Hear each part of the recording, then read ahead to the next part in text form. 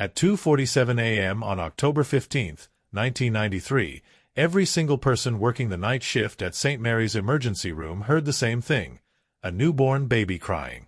The security guard heard it. The janitor heard it. The attending physician heard it. All 12 staff members on duty that night would later give identical statements about the sound, a desperate, hungry wail echoing through the corridors. But according to the patient log, there were no infants in the entire hospital that night. Not one. What they discovered in the days that followed would shake their faith in everything they thought they knew about the place where they worked, and some secrets, once unearthed, can never be buried again. October 15, 1993, 2:47 a.m. Nurse Patricia "Pat" Morrison had been working the night shift at St. Mary's emergency room for 18 years, and she prided herself on knowing every sound the old building could make. The elevator's arthritis-like grinding when it reached the 3rd floor. The way the heating pipes sang their metallic lullabies around 3 a.m. The peculiar whistle the automatic doors made when the October wind hit them just right. But the sound that cut through the white noise of the ER that night was nothing she'd ever heard in these halls before. It started as a whisper, so faint that Pat initially dismissed it as her imagination. She was updating patient charts at the nurses' station, her pen scratching across the forms that would later be replaced by computers, though none of them knew it then. The ER was unusually quiet for a Friday night. Only 3 patients: an elderly man with chest pains in bed 7, a college kid sleeping off alcohol poisoning in bed 3, and a woman with a suspected broken wrist waiting for X-ray results. No children. No infants. The pediatric wing was empty, had been since Tuesday. The crying began soft, almost tentative, like a kitten mewling. Pat looked up from her paperwork, her pen hovering over the medication log. Dr. Sarah Chen, the resident on duty, was suturing a laceration in Trauma Bay 2.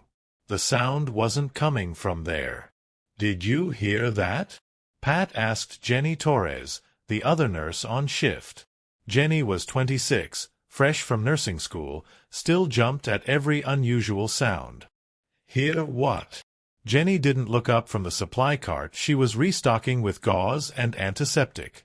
But then it came again, louder this time. Unmistakable. The desperate, hungry wail of a newborn baby, probably less than a few days old.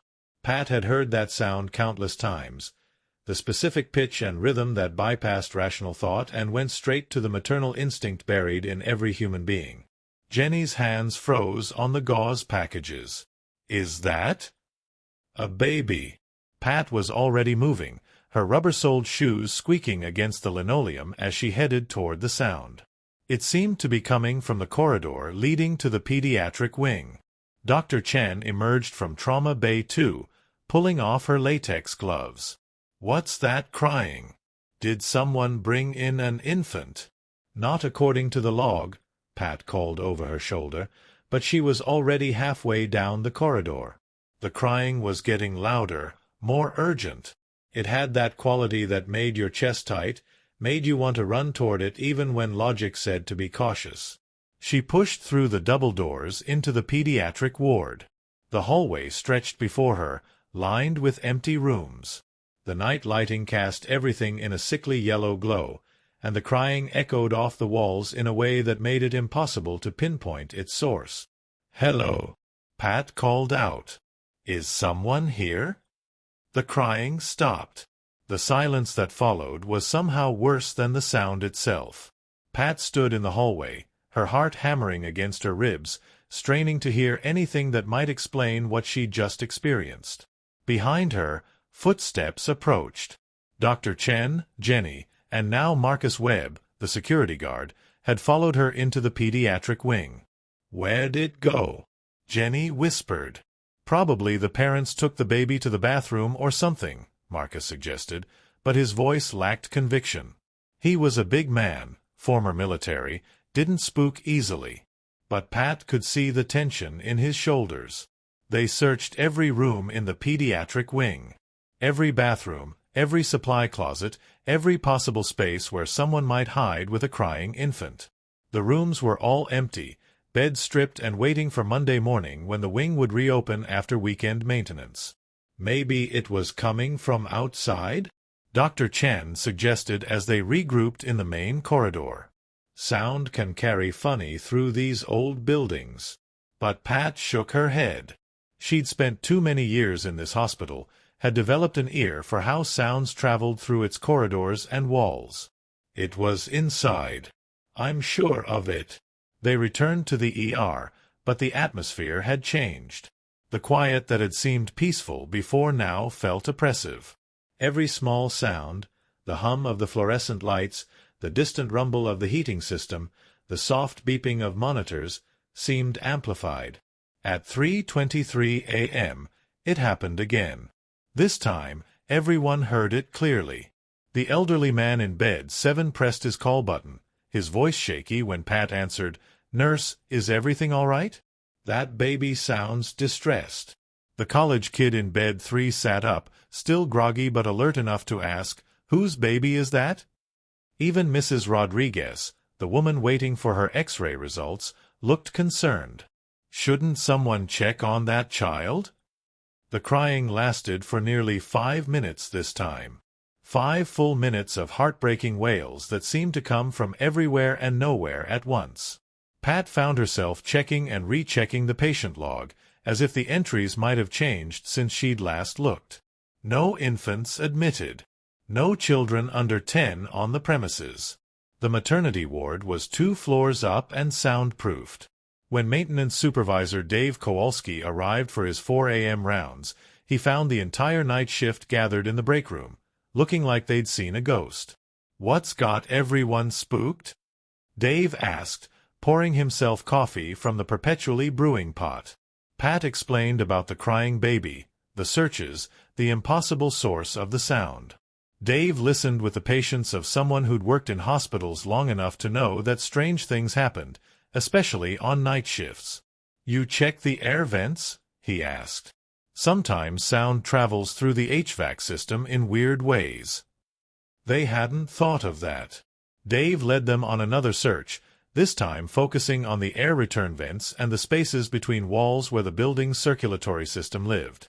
He pried off vent covers with his screwdriver, shined his flashlight into dark spaces that hadn't seen light since the building was constructed in 1967. "Nothing."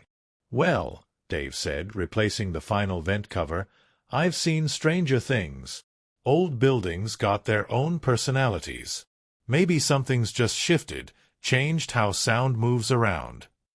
But as he said it, Dave avoided eye contact. Pat noticed the way his hands shook slightly as he packed up his tools. At 6 a.m., as the morning shift arrived, the crying came one final time. Brief now, just a few seconds of soft whimpering, like a baby settling into sleep. Day shift nurse Margaret Flynn raised an eyebrow when Pat briefed her on the night's events. "Crying baby?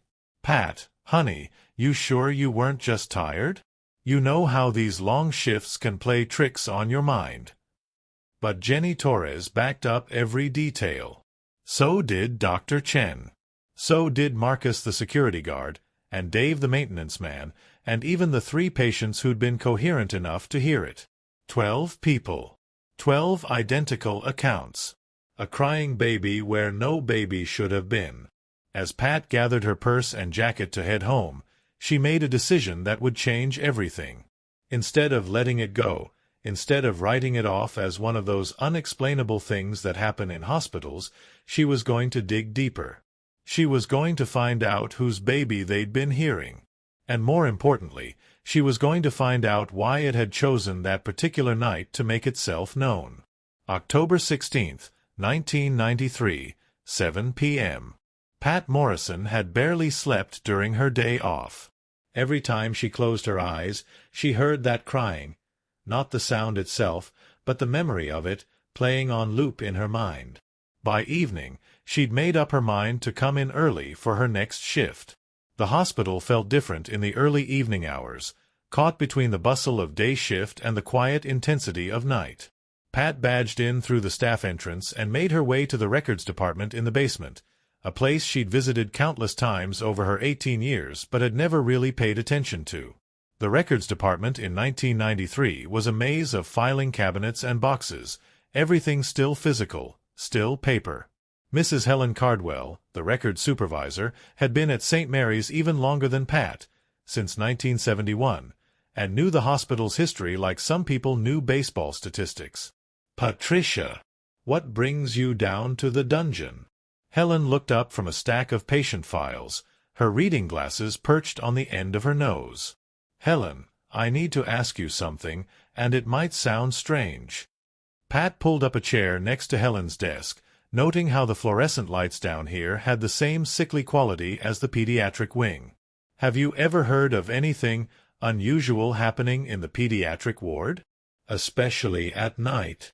Helen's expression shifted almost imperceptibly. "What kind of unusual?" Pat described the previous night's events, watching Helen's face carefully. The older woman's lips pressed together in a thin line, and her fingers drummed against her desk in a nervous rhythm. "That's interesting," Helen said finally. "You know, Patricia, in all my years here, I've learned that some questions are better left unasked." "But you have heard something before, haven't you?" Helen was quiet for so long that Pat thought she might not answer. Then, with a glance toward the door to make sure they were alone, Helen got up and walked to a filing cabinet in the far corner of the room. She pulled out a thick folder, worn and yellowed with age. 1982, Helen said, setting the folder on her desk. A whole series of incidents. Night shift staff reporting crying babies, children's voices, sounds that couldn't be explained. Pat's heart rate quickened as she opened the folder. Inside were handwritten incident reports, memos between administration and department heads, and what looked like investigation notes. Incident report, March 23, 1982. Time, 11:47 p.m. Staff member, Linda Kowalski, RN. Description: staff member reports hearing infant crying in pediatric wing. Investigation revealed no infants on premises. Sound lasted approximately 15 minutes. Incident report, March 30, 1982.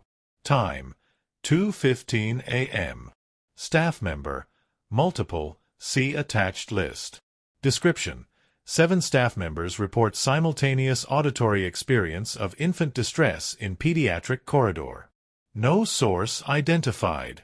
There were 12 more reports, spanning from March through August of 1982.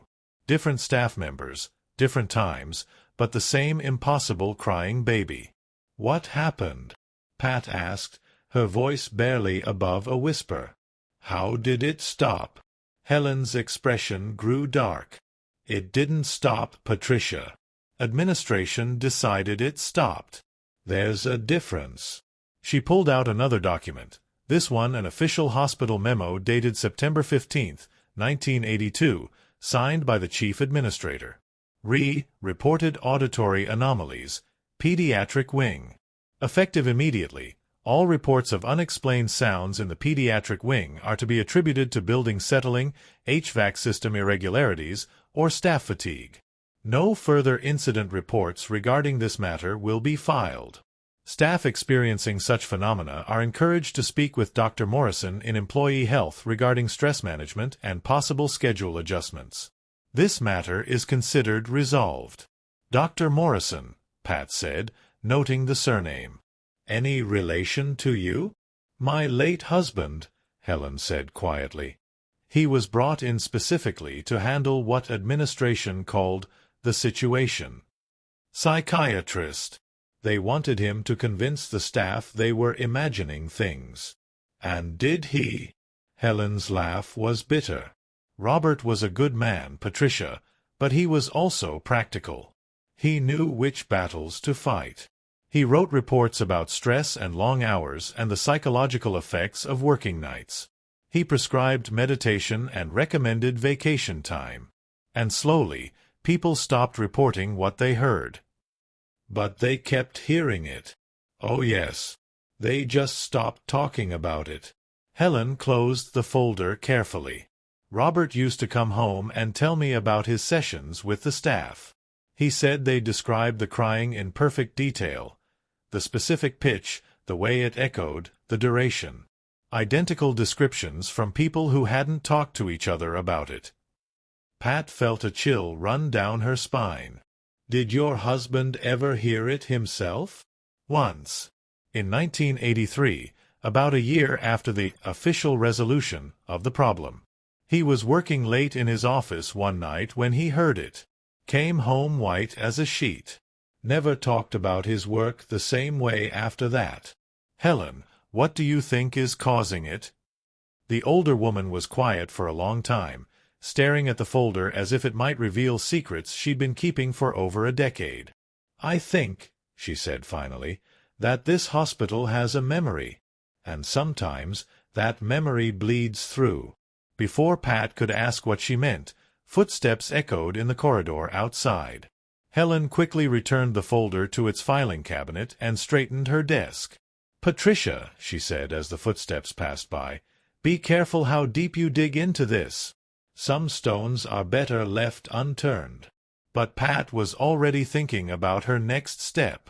If the incidents had happened before, if there were patterns, then maybe there were answers. She just had to know where to look. As she made her way upstairs to begin her shift, Pat's mind was racing. The crying they'd heard wasn't isolated. It was part of something larger, something the hospital had tried to cover up 11 years ago. The question was, why had it started again now? The night shift was already in full swing when Pat arrived at the ER. Jenny Torres greeted her with obvious relief. Thank God you're here early. It's been crazy. 3 car accident victims came in around 6, and Dr. Chen's been running between trauma bays. But Pat barely heard her. Her attention was focused on something else entirely. A new patient being wheeled in from the ambulance bay. A young woman, probably early 20s, unconscious and heavily pregnant. What's her story? Pat asked the paramedic. Jane Doe, found unconscious in Riverside Park. Looks like she's about 36 weeks along. No ID, no one's reported her missing yet. As they transferred the woman to bed 5, Pat felt a strange chill.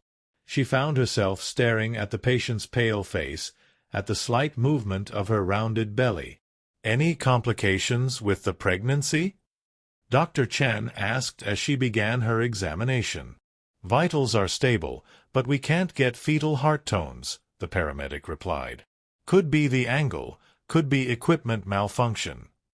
Dr. Chen frowned and applied the handheld Doppler to the woman's belly. The silence that followed was heavy with implication. Let's get her up to obstetrics, Dr. Chen said quietly. Page Dr. Williams. As they prepared to transfer the patient, Pat noticed something that made her blood run cold. The woman's hospital bracelet, hastily applied in the ambulance, showed her admission time, 2:47 a.m. The exact same time they'd first heard the crying the night before. But it was now 7:30 p.m. on October 16th. The woman had been found less than an hour ago. Pat double-checked the bracelet, thinking she'd misread it. But there it was, clear as day, 2:47.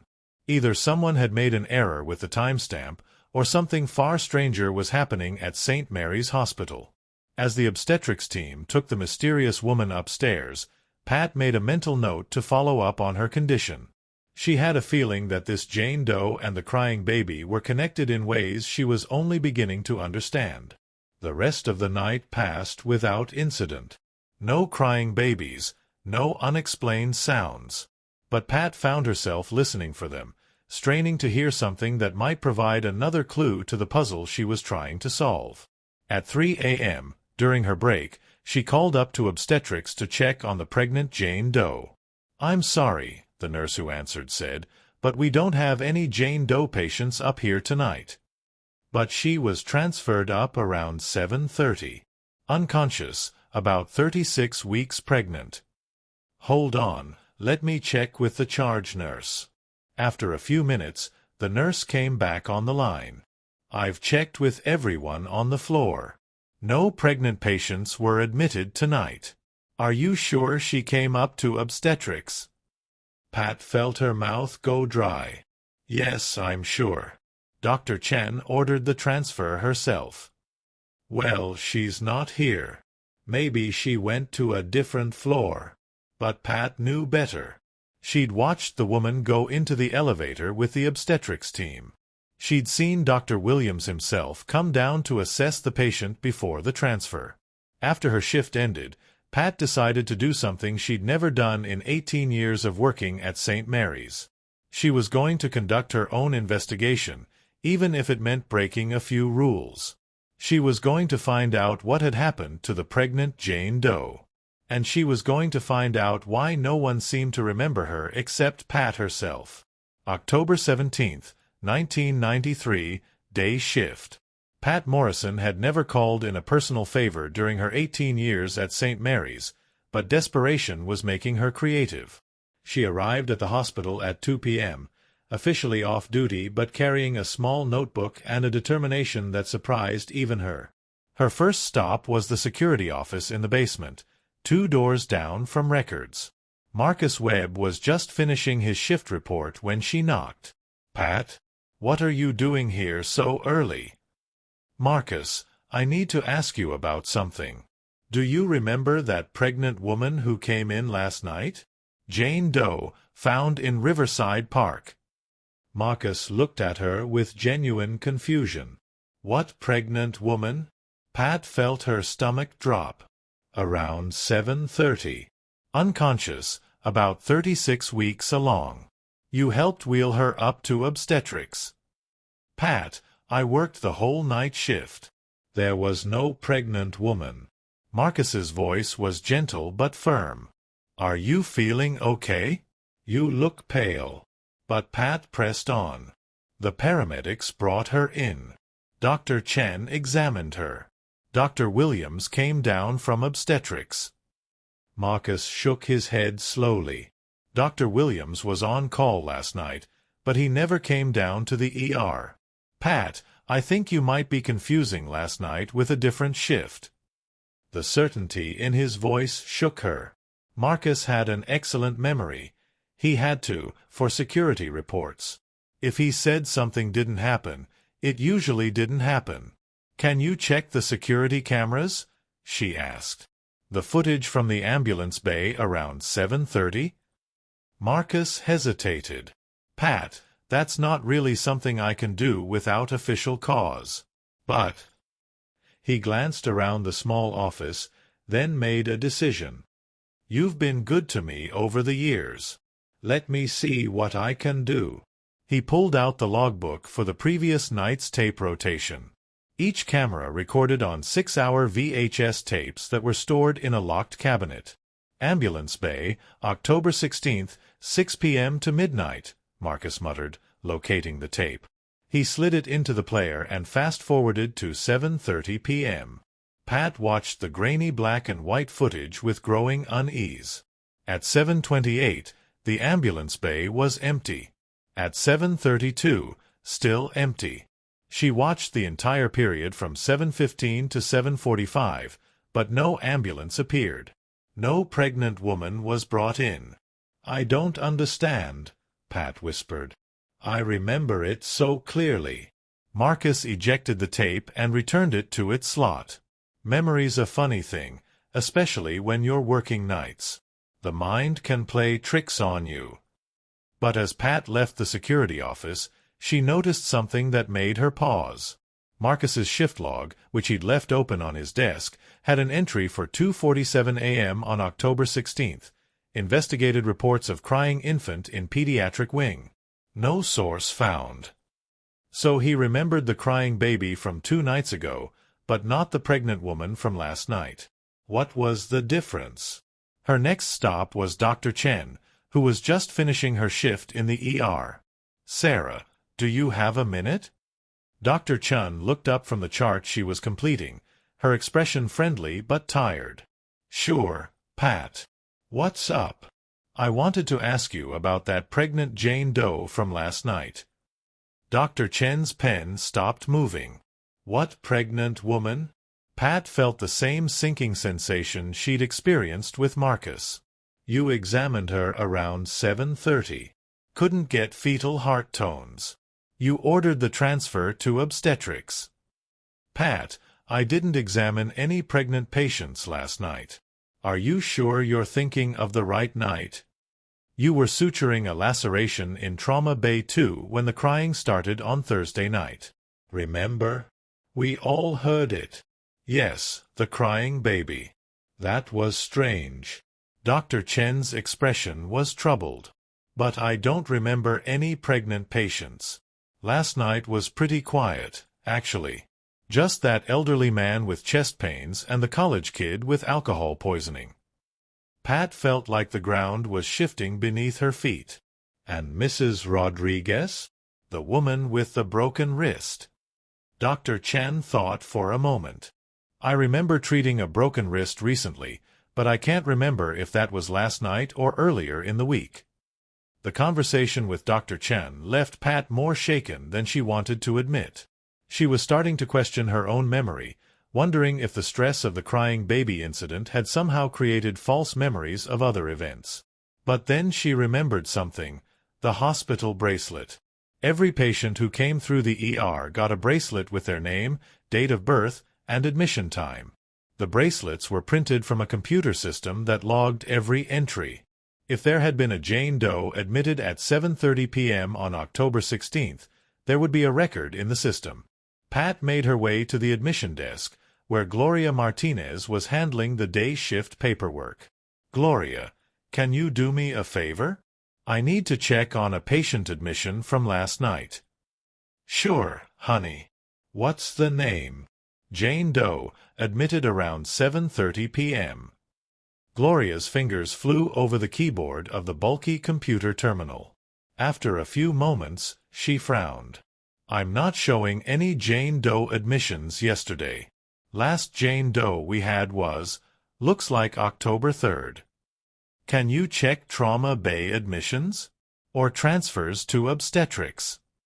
Gloria ran several more searches, checking different categories and time ranges. Nothing, Pat.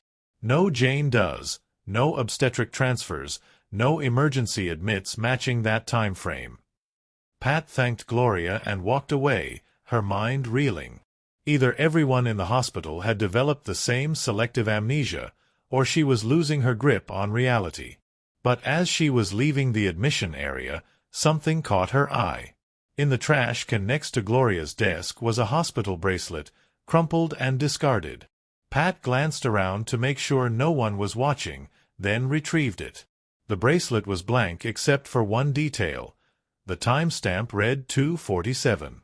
Not 7:30 p.m., but 2:47 a.m.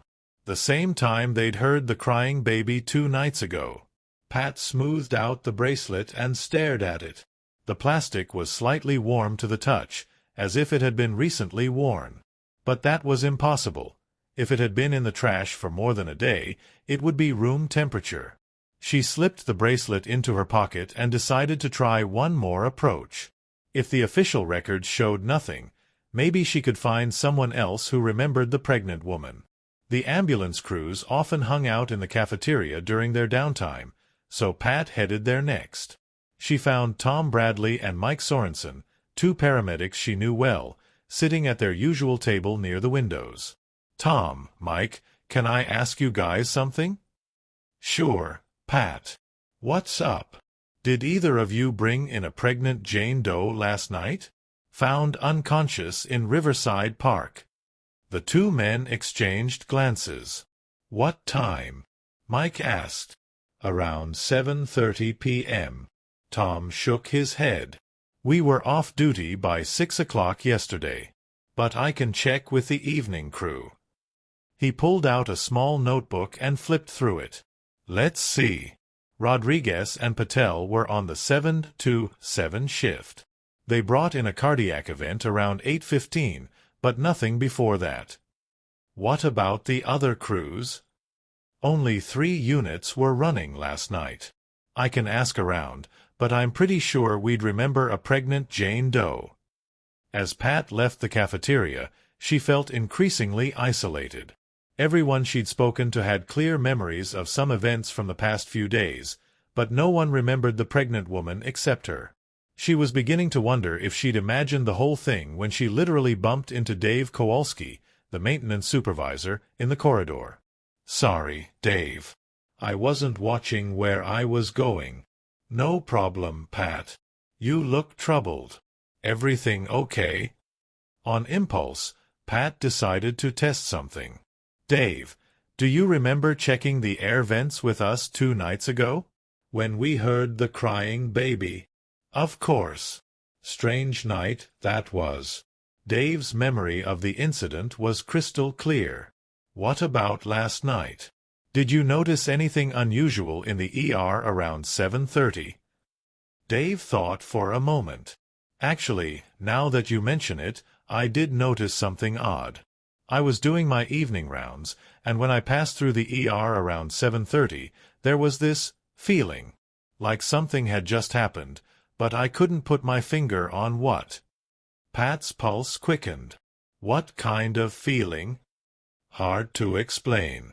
The air felt charged, like right after a thunderstorm. And there was this faint smell, antiseptic, but different from our usual cleaning supplies. Sweeter, somehow." "Did you see anyone unusual? Any patients or staff you didn't recognize?" Dave shook his head. "No, but—" He paused, clearly struggling with something. "This is going to sound crazy, but I had the strongest feeling that I'd forgotten something important. Like when you walk into a room and can't remember what you came for, except stronger. It bothered me for hours." Pat felt a chill run down her spine. Dave's experience sounded like what she imagined selective memory loss might feel like, the brain trying to remember something that had been somehow erased or blocked. "Dave, have you ever heard of anything like that happening before? People forgetting things that just happened?" "Not forgetting exactly," Dave said slowly. "But there was something Robert Morrison, Dr. Morrison, the psychiatrist, told me once back in '82 during all that business with the crying baby. He said the mind has ways of protecting itself from things it can't understand. Sometimes it just files certain memories away where you can't easily access them." "But the memories are still there?" "According to Dr. Morrison, yes. Just locked away. He said trauma could do that, or extreme stress, or—" Dave looked uncomfortable. "Or exposure to things that challenge your basic understanding of reality." As Pat walked back to her car, she realized that she was facing a choice. She could accept that she'd somehow imagined the pregnant Jane Doe, chalk it up to stress, fatigue, or the lingering effects of the crying baby incident. Or she could accept that something was happening at St. Mary's Hospital that defied conventional explanation.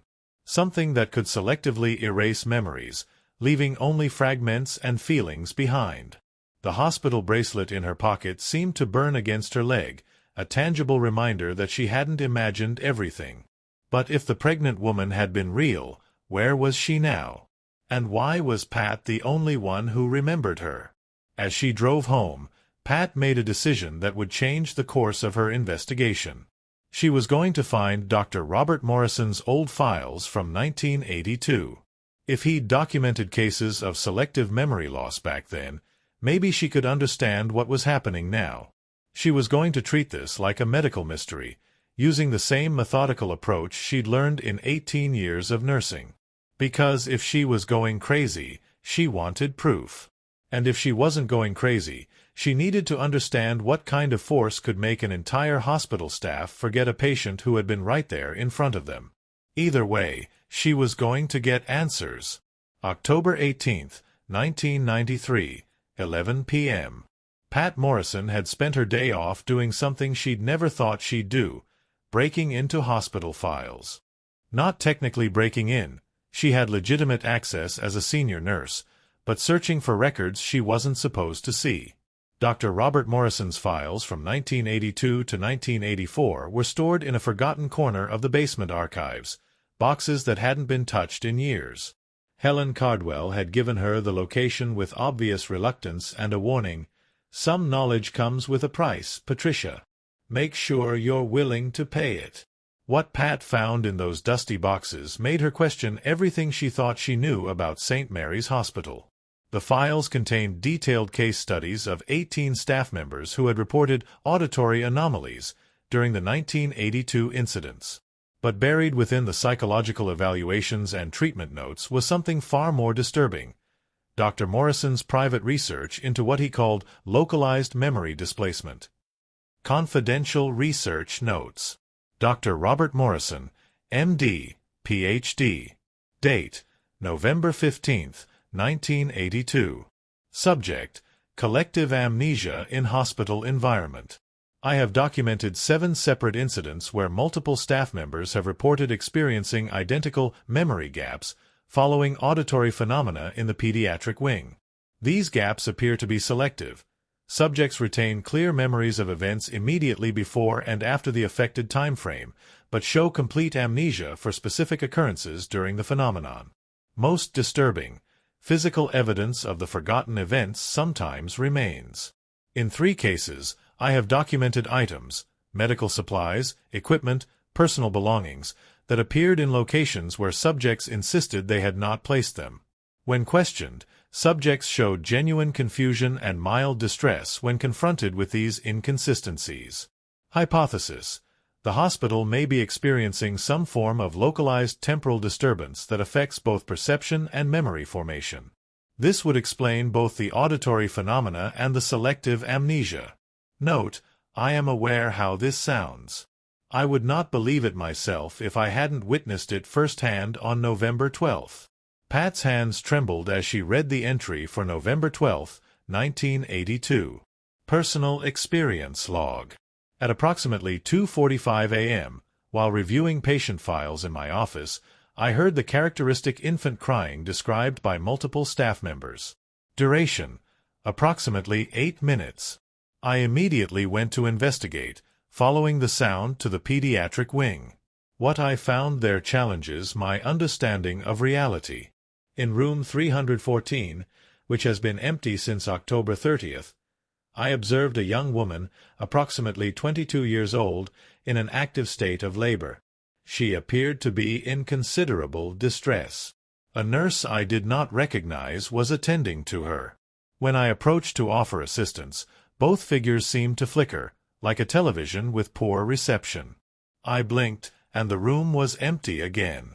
But the bed showed clear signs of recent occupancy: wrinkled sheets, indentations in the mattress, and what appeared to be amniotic fluid on the floor. I ran to get additional staff, but when we returned, even these physical traces had vanished. More troubling, none of the 3 nurses who accompanied me could remember seeing me rush out of my office moments earlier. They insisted I had calmly asked them to follow me to check on a routine matter in pediatrics. I remember clearly. They do not. I am beginning to suspect that St. Mary's Hospital is somehow recording traumatic events and occasionally replaying them, complete with selective memory alteration to prevent witnesses from processing what they've seen. Pat set down the file, her heart racing. Dr. Morrison had witnessed essentially the same thing she had: a pregnant woman who appeared and disappeared, leaving only fragments of memory behind. She flipped through more of his notes and found a hand-drawn map of the hospital's 3rd floor, with particular attention paid to room 314 in the pediatric wing. The room was marked with multiple dates spanning from 1975 to 1982, each accompanied by brief notations.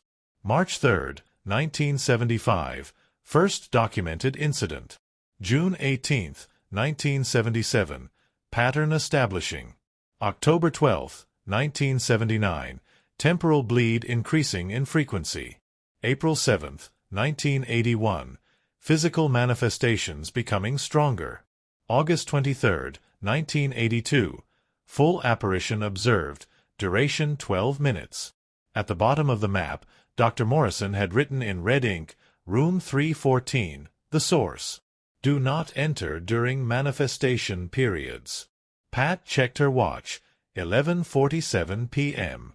She was alone in the basement archives, surrounded by decades of hospital records, holding evidence that her workplace might be haunted by something far more complex than a simple ghost. But Dr. Morrison's files contained one more revelation that made her blood run cold. Clipped to the back of his research notes was a copy of a birth certificate from 1967.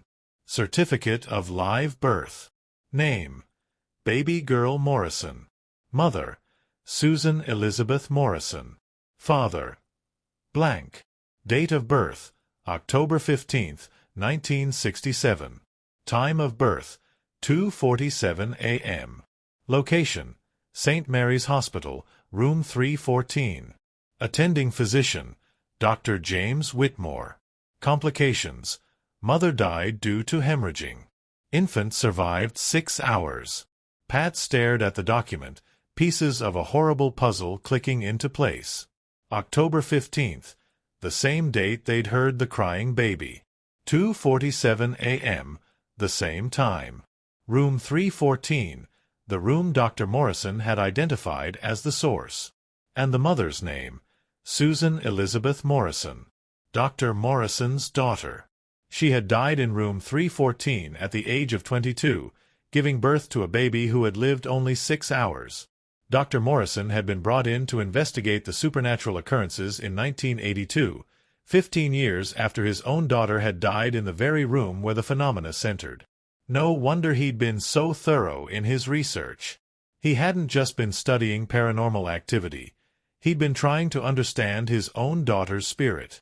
Pat gathered up the files, her mind racing with implications. If Dr. Morrison was right about temporal bleeds, then what she'd witnessed wasn't exactly a ghost. It was more like an echo, a moment of trauma so intense it had somehow imprinted itself on the hospital's very structure. But that raised another question. Why was it happening again now, 11 years after the incidents had supposedly stopped? Pat locked the files back in their boxes and made her way upstairs.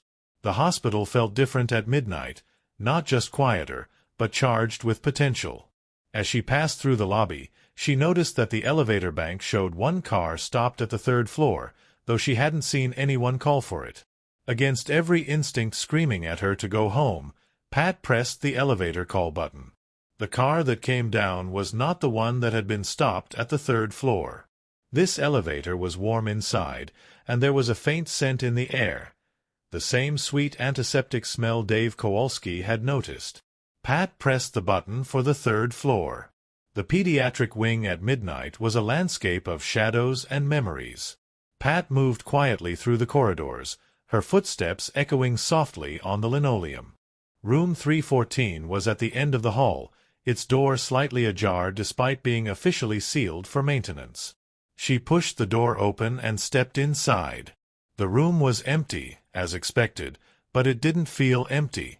The air was thick with presence, with the weight of events that had occurred here over the decades. Pat could see why sensitive individuals might experience strange phenomena in this space. She was about to leave when she heard it, not crying this time, but voices. Quiet, urgent voices speaking just below the threshold of understanding. Pat moved closer to where the hospital bed would normally be positioned. The voices became clearer. "Push, Susan. You're almost there. I can't. Something's wrong. Something's terribly wrong. The baby's crowning. One more push. Where's my father? I need my father. He's coming, sweetheart. Dr. Morrison is on his way." Pat's breath caught in her throat. She was hearing the events of October 15th, 1967. Susan Morrison giving birth to the baby who would live only 6 hours. But as she listened, the voices began to overlap with others. "We're losing too much blood. Get Dr. Whitmore back in here. The baby's not breathing. Start resuscitation. Time of death, 8:43 a.m. 6 hours, 14 minutes of life. How do I tell Dr. Morrison? How do I tell him he's lost both his daughter and his grandchild?" The voices faded, but in the silence that followed, Pat heard something that made her understand why the phenomena had started again. Footsteps in the corridor. Real footsteps, not echoes from the past. She turned to see a figure in the doorway, a young woman in a hospital gown, heavily pregnant, her face pale with exhaustion and fear. "Please," the woman whispered. "Help me. I don't want to die here like she did." Pat's training kicked in despite her shock. The woman was real, solid, clearly in active labor and in distress. "It's okay," Pat said, moving toward her. "I'm a nurse. When did your contractions start?" But as Pat reached out to support the woman, her hand passed through empty air. The figure flickered, became translucent, and vanished. Pat stood alone in room 314, her heart hammering against her ribs. She understood now why the crying had started again, why she'd seen the pregnant Jane Doe that no one else remembered. The phenomena weren't just random echoes of Susan Morrison's death in 1967. They were responses to similar traumas occurring in the present. Somewhere in the city, probably in the past few days, another young woman had died in childbirth under circumstances that resonated with Susan Morrison's death. The hospital's memory had been triggered, causing the past and present to bleed together. But this meant something else. If Pat's theory was correct, there was a real woman out there whose story was connected to what was happening at St. Mary's. A woman whose death or trauma had reawakened the supernatural echoes in room 314. Pat left the pediatric wing with a new understanding of her mission. She wasn't just investigating paranormal phenomena anymore. She was potentially searching for a real victim whose story had become entangled with the hospital's dark history. Over the next 3 hours, Pat conducted the most thorough investigation of her career. Using Dr. Morrison's research as a guide, she cross-referenced missing persons reports, searched local news archives, and even called contacts at other hospitals in the city. What she found confirmed her worst fears. On October 13, 1993, 2 days before the crying began, a young woman named Lisa Chen had died during an emergency cesarean section at Metropolitan General Hospital. She had been 22 years old, the same age as Susan Morrison. She had been alone, with no family present, just like Susan Morrison. And according to the medical examiner's report, she had died at exactly 2:47 a.m. due to complications from childbirth. Her baby had lived for 6 hours and 12 minutes. The parallels were too precise to be coincidental. Lisa Chen's death had somehow triggered the supernatural echoes at St. Mary's, causing the boundary between past and present to blur. But there was one more connection that made Pat's blood run cold. Lisa Chen had been found unconscious in Riverside Park on October 12, brought to Metropolitan General in critical condition. The preliminary report suggested she had been attacked, possibly sexually assaulted, before going into premature labor. Lisa Chen was the Jane Doe Pat had seen in the ER.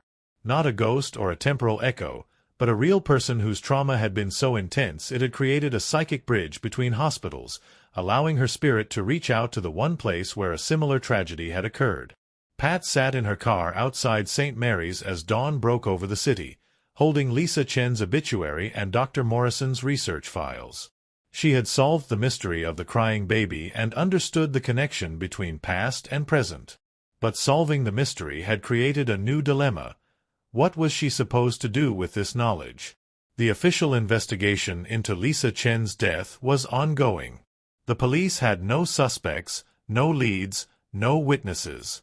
But Pat now knew that Lisa's spirit had somehow reached across the city to communicate through the supernatural echoes at St. Mary's. The question was Lisa trying to tell them something about her killer? And if so, was Pat prepared to bridge the gap between the supernatural and the criminal, between the hospital's haunted history and a very real murder case? As she drove home, Pat made a decision that would define the final chapter of her investigation. She was going to find out who had killed Lisa Chen. Because some secrets, once unearthed, demanded justice, even from beyond the grave. October 22, 1993, 1 a.m. Detective Ray Novak had been investigating Lisa Chen's murder for 9 days without a single solid lead when he received the most unusual phone call of his 20-year career. Detective Novak?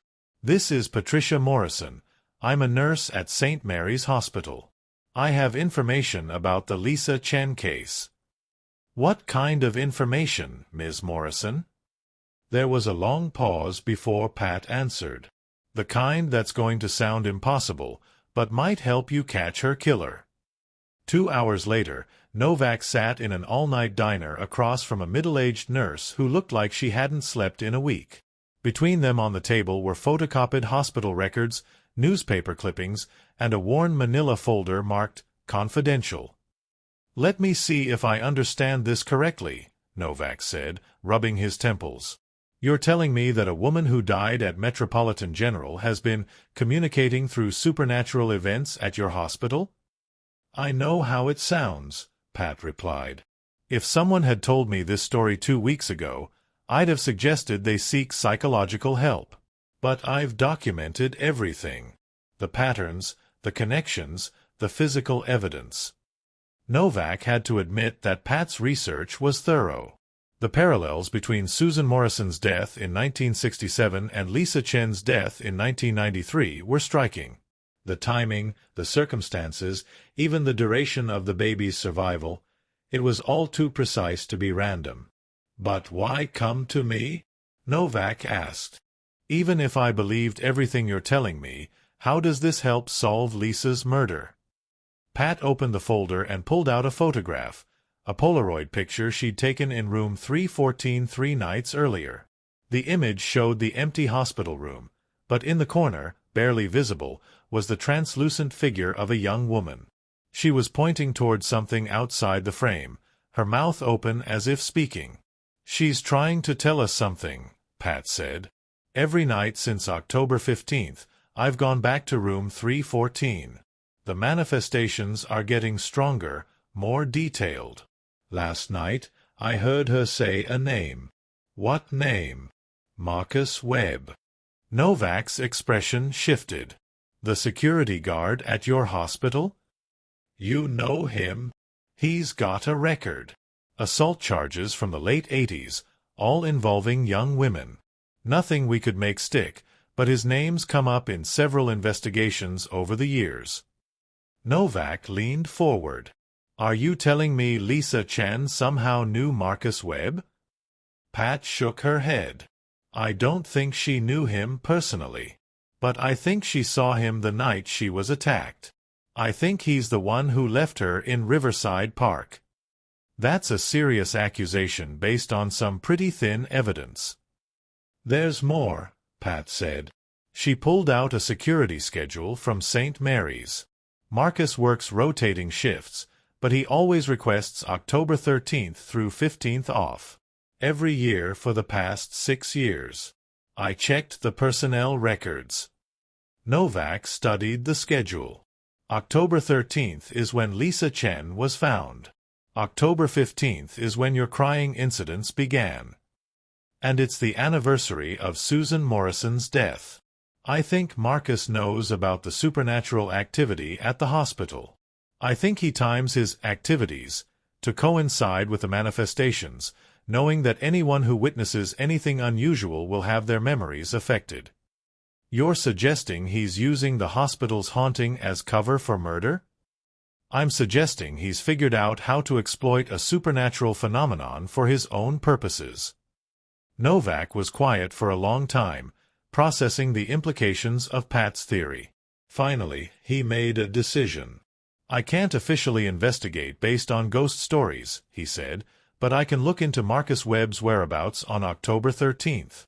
If you're right about this, there might be conventional evidence we can use.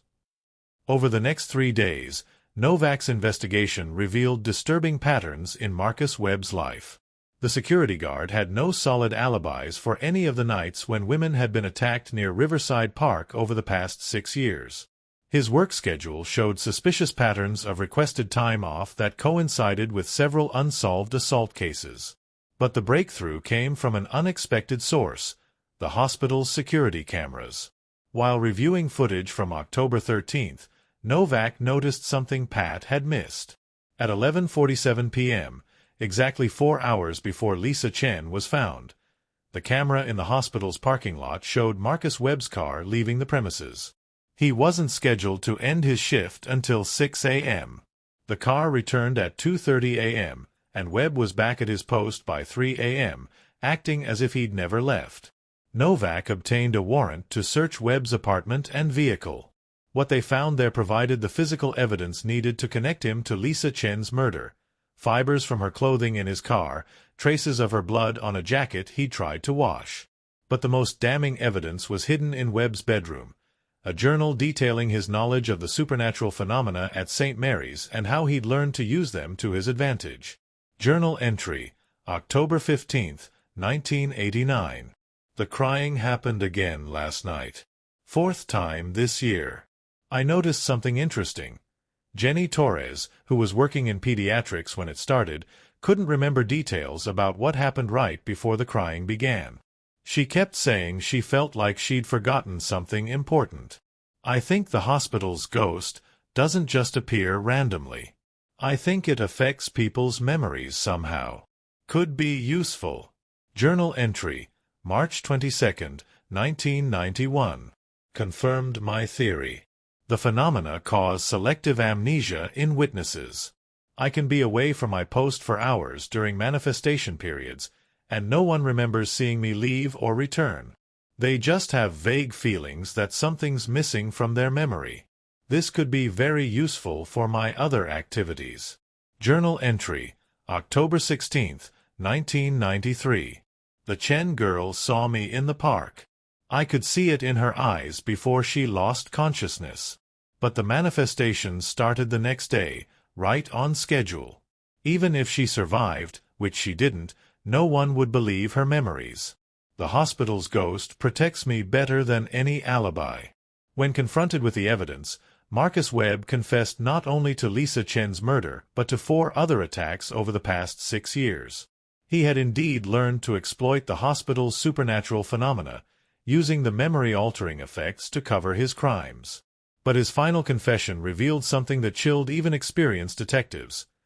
Webb claimed that the hospital's ghost had begun helping him more actively in recent years, providing warnings when investigations got too close and even influencing potential witnesses to avoid certain areas of the building.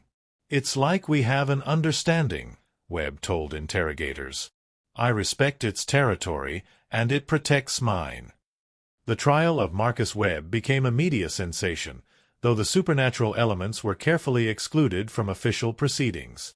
He was convicted on multiple counts of murder and assault based on physical evidence and his own confession. But for Pat Morrison, the conviction wasn't the end of the story. On the night after Webb's arrest, she returned to room 314 one final time. The oppressive atmosphere that had dominated the space for weeks was gone, replaced by something that felt almost like peace. As she stood in the doorway, Pat heard a voice. Not Susan Morrison's voice from 1967, but Lisa Chen's voice from 1993. "Thank you. I can rest now." The supernatural phenomena at St. Mary's Hospital ended that night. There were no more crying babies, no more mysterious sounds, no more temporal echoes bleeding through from the past. But Pat kept Dr. Morrison's research files, understanding now why some knowledge came with a price. She had learned that the boundary between life and death, between past and present, was far thinner than most people realized. And sometimes, justice required bridging that gap, no matter how terrifying the journey might be. The hospital's official position remained that the auditory anomalies had been explained by building settling and HVAC irregularities. Marcus Webb's exploitation of the phenomena was classified as delusions brought on by psychological disorders. But Pat knew better. She had witnessed proof that some traumas are so profound they transcend death itself, and that sometimes the dead reach out to the living not for revenge, but for justice.